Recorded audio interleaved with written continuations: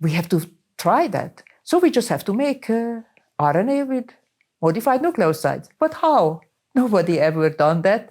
So figuring out how our body is doing, we are making from 4 basic nucleotides, our RNA, and then different enzymes will modify it. And more than 100 modification is known in the RNA, different nucleosides. But the enzymes, even the enzymes is not known. Not that you can buy one, purchase or order, and then you can just change it, the RNA.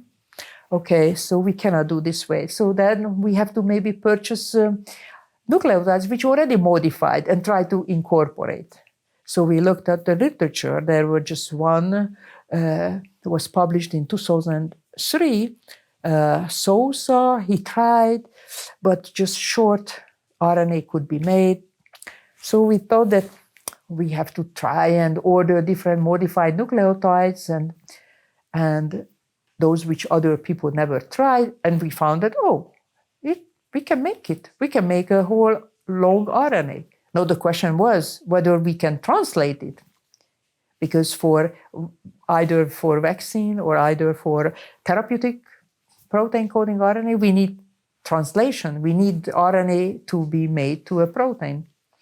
And then with all of these studies, what we have done with the modification, we found that uridine had to be modified. And when uridine was modified any different way, we found that RNA was not immunogenic. So the nature created RNA the way that uridine, if it is uridine in it, this is one of the 4 basic nucleoside in it, then it is immunogenic. But when you modify it, not. Now today we understand. There were toll-like receptor 8. There is a 1 receptor human has. Actually, mouse do not have that. And this is in the endosome of the immune cells. And when they pick up samples, which is RNA, and they degrade, the uridine, just the nucleoside itself, can activate this receptor. And when it is activated, you get inflammatory molecules. So today we understand the mechanism, but at that time we didn't know. It was very empirical. But we understand that if we modify it, and we could make these nucleoside modified RNA by ordering the nucleotides. Today everybody knows this is how to do it, but at that time nobody knew it. And then we made, and that was it.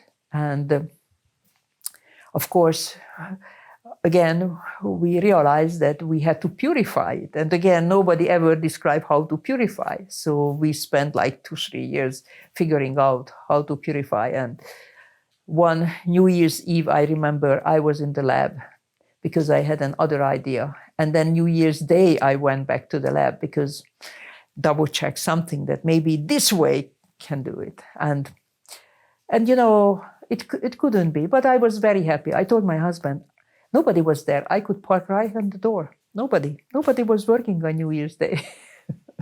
So it was, and working, and finally actually Drew solved this problem with the HPLC, come up with the column that we could purify the RNA, and we could make an RNA absolutely non-immunogenic.